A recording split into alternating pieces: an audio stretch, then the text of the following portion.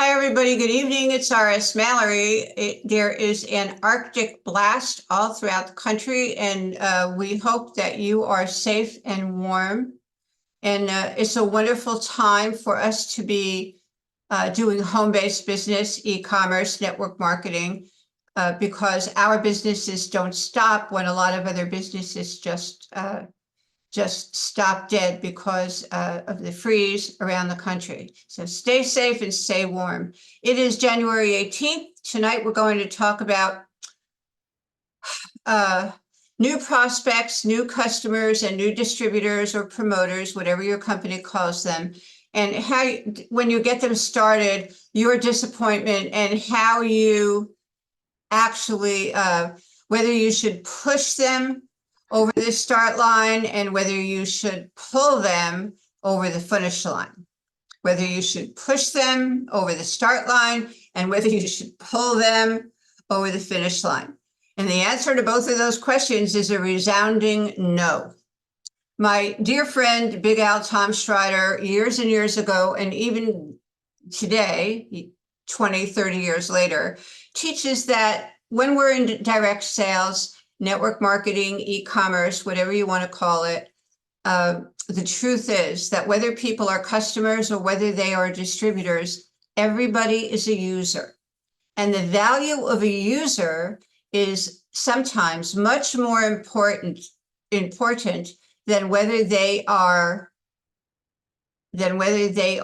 distributors or whether they are customers. Depending on your compensation plan, that might change. For instance, in my compensation plan now, we can build multiple streams of income within one company because we have an extraordinary and a very lucrative rewards program for customers. And we also have an extraordinary compensation plan, a reward program for people who are building a business, distributors or promoters. Actually, you can do both. You can build a team of customers and you can build a team of promoters. Not all companies do that. They don't avail us the opportunity to do that. If they do, they pay very little money on the customers and they might pay you once for the customer order. And then they pay you a very, very tiny amount of points for all subsequent orders. In the company that I'm with right now, they pay us cash, 35% of the order every time a person orders, plus they pay us 50% of the CV, the points, which goes into your pay leg. So that becomes a very, very lucrative stream of income.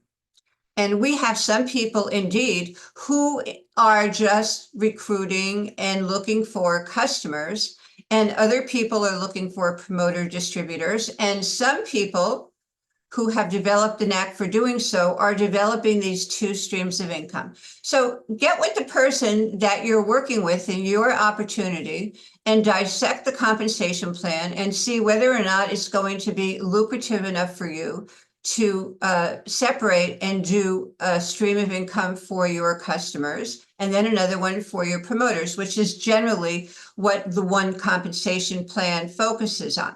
So again, whether we start people out, we're going to be talking about promoter distributors.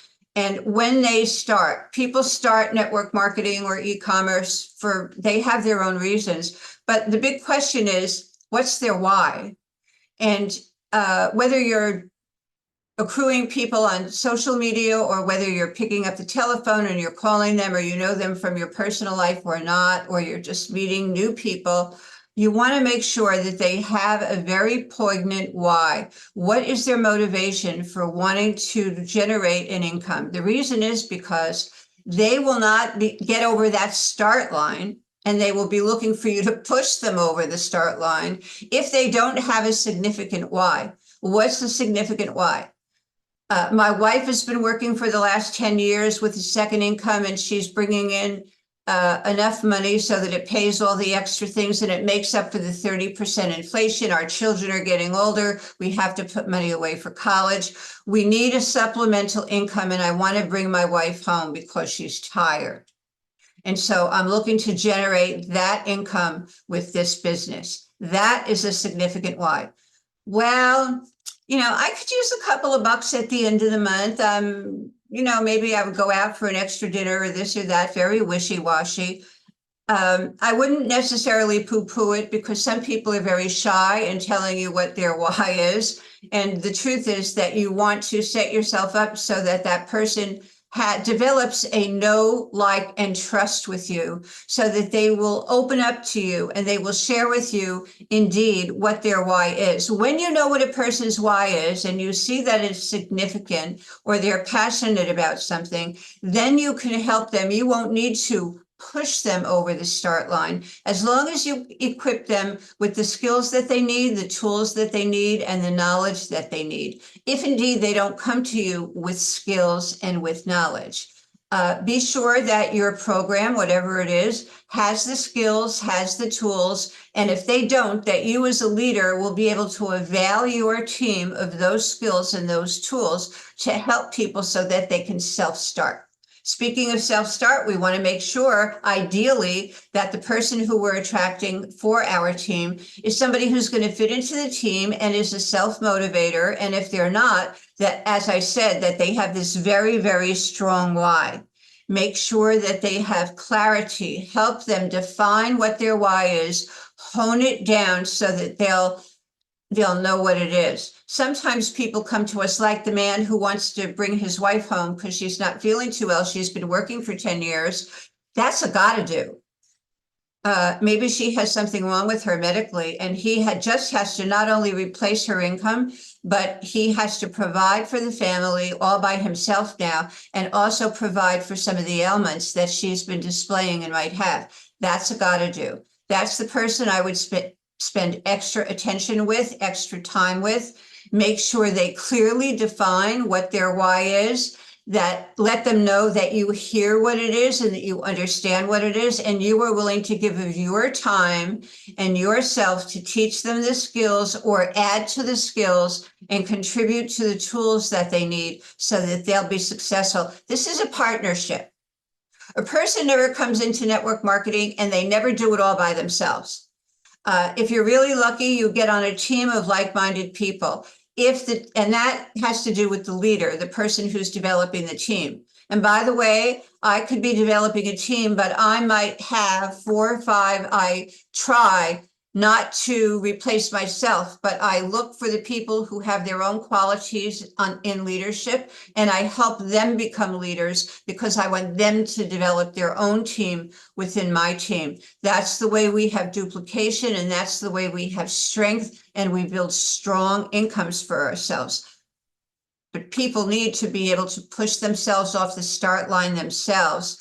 They need to be self-motivated. They need to have a belief system. These are all things that we've talked about in trainings before. They need skills. They need to learn how to do certain things. If you have a unique rewards program or you have unique products, people don't have to become experts about those products. If indeed you share with them the tools that you have, the company gives you the tools that you need and the information you need, whether it's videos or PDFs or pictures,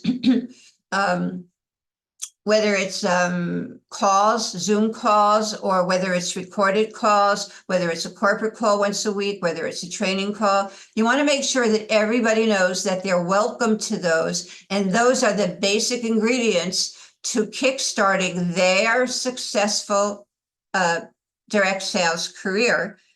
They need to have some positive personal development. I was a teacher for 25 years, as many of you already know, and I taught second, third, and fourth graders. And I always embarked on a series during the course of the semester of personal development with each child. I wanted them to grow from here to here by the end of the semester. And I approach my team members the same way. When I bring on somebody new, I take the time to get to know who they are, what their why is. I help them have clarity about it and develop it a little more. I identify the skills that they bring to the table, because you can use those skills to get them really excited and motivated and show them that this is not going to be a difficult climb if they follow the pattern, if they follow the steps that you can lay out for them. Again, you don't want to have to push them over the start line. because that means that in the end, you are going to have to pull them and pull them and pull them like a dray horse pulls a wagon, and they'll never reach that starting line, much less being pulled over the finish line, rather. They will never reach that finish line and they'll never get over it. Everybody's a user, as Tom Schreider has taught hundreds of thousands of people. So when you recruit people and they want to do the business and your products are excellent and they keep on ordering the products, but they have not pushed over the start line. They're not even approaching the finish line and they never will. Don't be upset about that. Identify them as users, and all users are valuable, whether they're working distributors who are self-motivated and have a great why, or whether they originally were customers or they are distributors turned customers who in turn are, in the whole group of people, are always users. I had another company that I'm with for 13 years and we started out gangbusters. I had a whole bunch of people that were leaders and we had several thousand people on our team, and the company, the products were great products, but they kept on chopping up the compensation plan. So all my leaders left.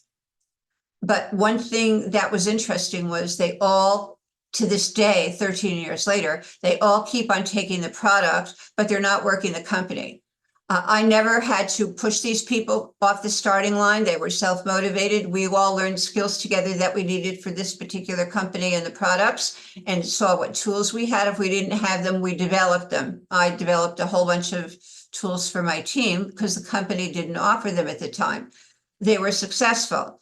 However, the company over the years kept on chiseling away at our compensation plan. And when that happens, you get very debilitated. People put in hard work. They expect to get compensated for it. So they all left. They stopped building. My business stopped growing. But 13 years later, I'm still getting a recurring income every single month. With my new company that I started with 19 months ago, when they started out, we're growing. We started with 2 distributors, and now we have over 50,000 distributors 19 months later. We're going to double that. In fact, this month we're taking a huge leap. And I can say to you that, again, they have not changed the compensation plan. In fact, they've added to the compensation plan, which is very unusual. This past December, we have recurring income, which is one little bitty part of the compensation plan. They gave everybody who earned that recurring income a 50% Christmas bonus. So if you earned $100 or $300 or $500 or $700 in that little bitty portion of the compensation plan, you would have earned, and they paid us the other day for it, $150, $450, $750, and $1,050 instead of the $135 or $700. So you want to know that your company is a company that is proactive for its distributors. In this case, myself and my teammates, we know that we're in the right place at the right time with the right rewards program. And the owners are 3 owners who are very, very focused on the success of their distributors, and they know what it takes.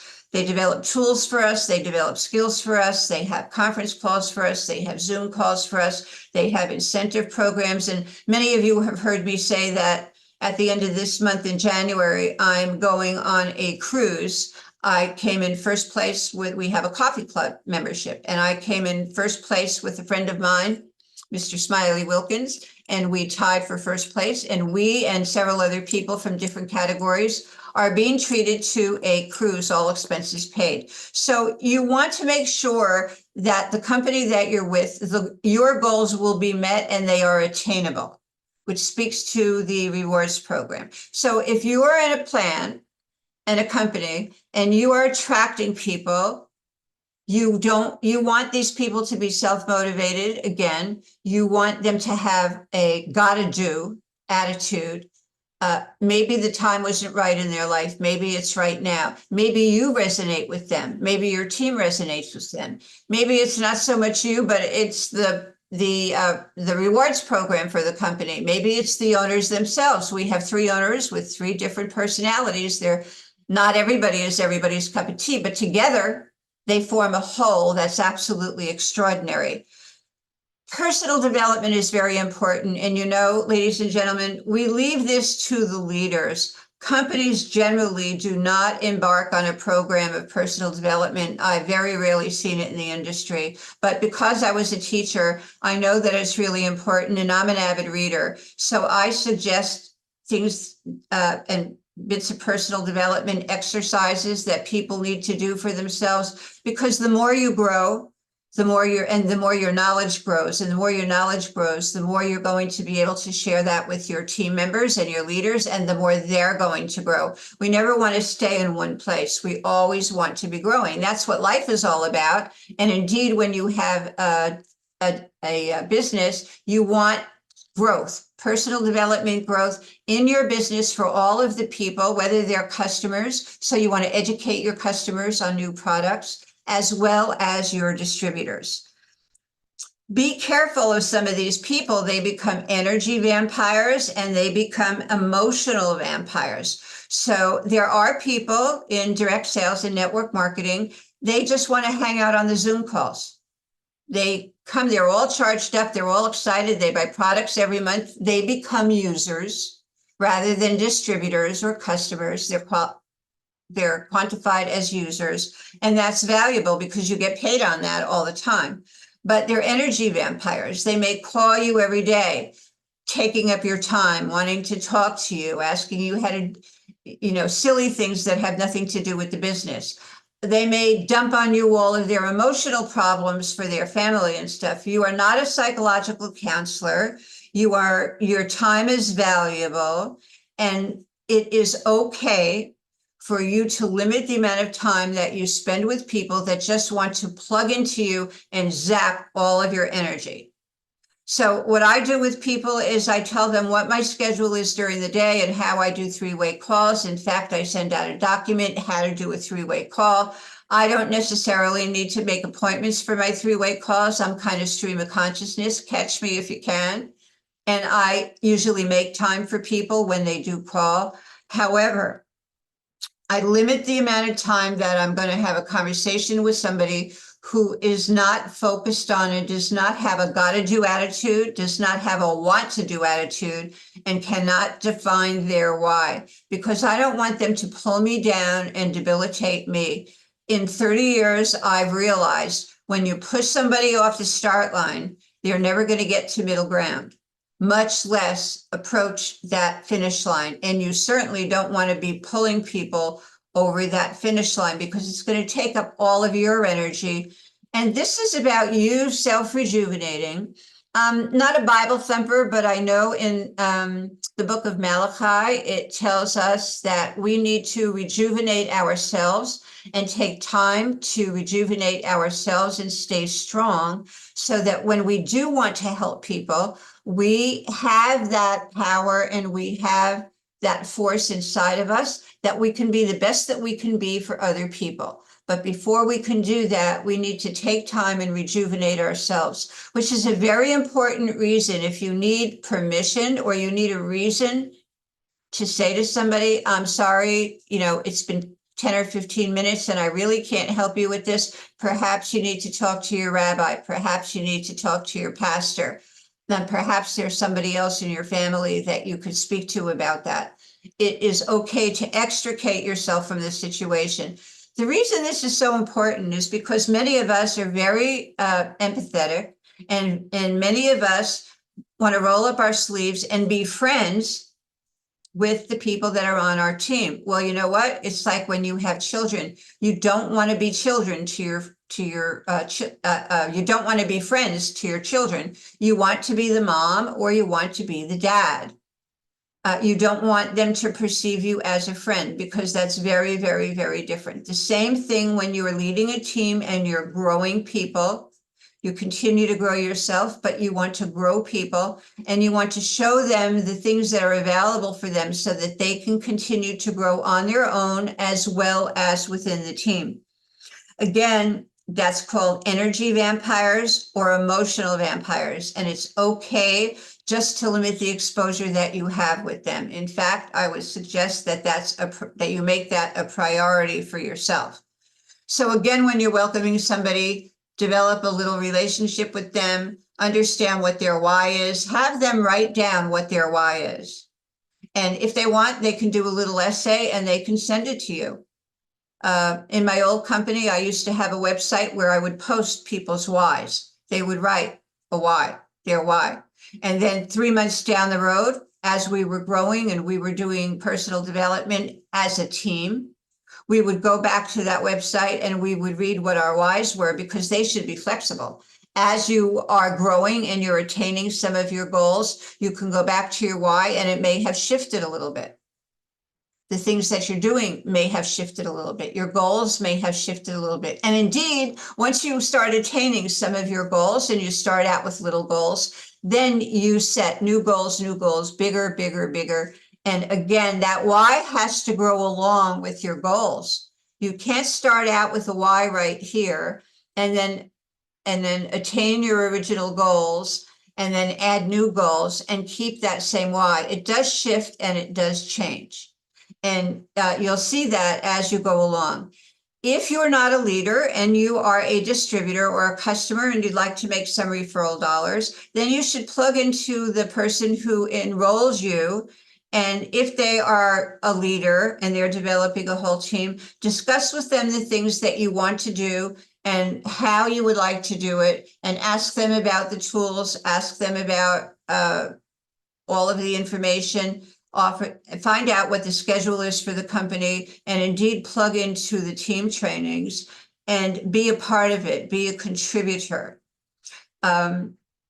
It took me a long time when I taught school for 25 years. Every morning, and you've heard me say this before the kids came in, I would put my shoulders back, I would take a deep breath, and I would close my eyes and I would say, okay, I have 30 kids coming in, I can do this.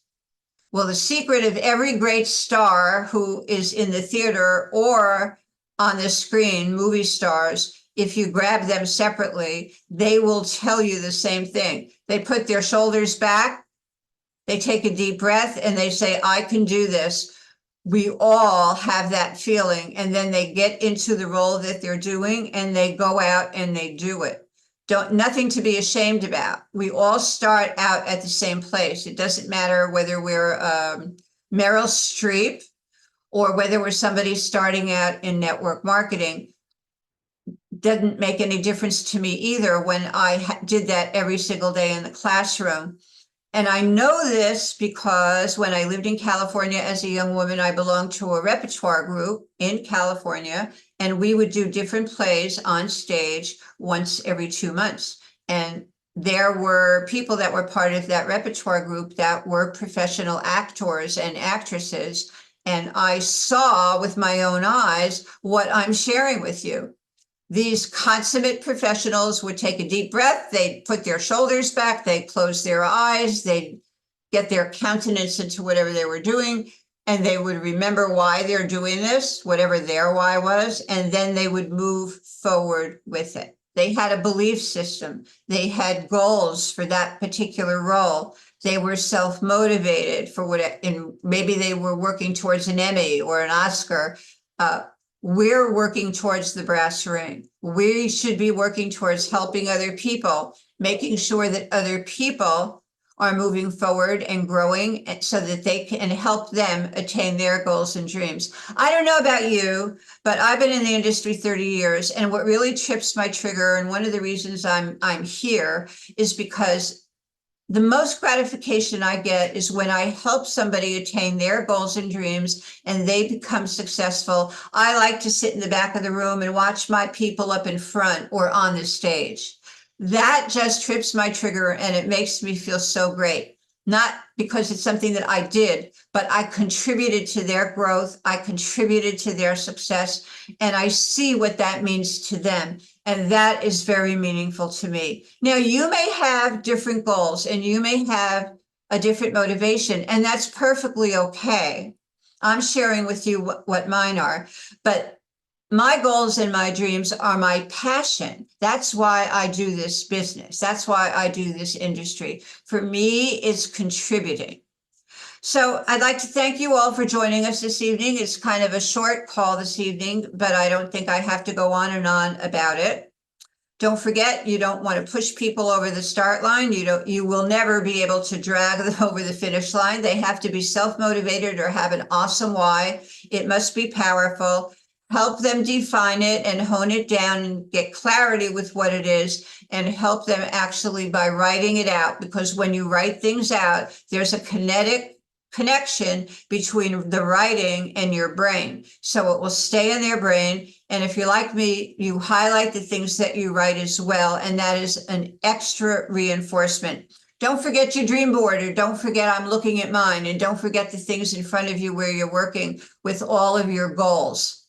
And as you attain those goals, make them small in the beginning, but as you attain them, check them off, because that's positive reinforcement to you. Discuss them with your accountability partner, which may or may not be the person who introduced you to your opportunity and your business. It may be somebody else that you're working with, but discuss it with them back and forth and support one another. Plug into your team, and hopefully your team is a like-minded team. Again, don't worry and don't fret about the people who drop out as working distributors, because as long as they're purchasing your products, they are a valued user, as we all learned from Big Al Tom Schreider. And these days, I think everybody should go to his website, bigalbooks.com. And another one is bigalmastermind.com. He has lots and lots of free information and books, and he does audios, and subscribe to his daily emails. And I learned 30 years ago how to do network marketing from Tom Schreider, and he's still at it. So you know what? Sometimes the basics never change. Whether you learn how to do social marketing, which is the new thing now, or you do it on your smartphone, which I don't do really. I like to pick up the phone and call people and build relationships. So if I am doing a little social marketing, I'm building relationships with the people that I meet through social marketing. So God bless you all. Thanks for joining us. If somebody invited you to listen to this training tonight and you have any questions, please get back to them and tell them what you need help with. Thanks for joining us. And again, there is an Arctic blast throughout the country now. It is January 18th, 2024. So I would wish you to be safe and to be warm. Thank you all. Good night.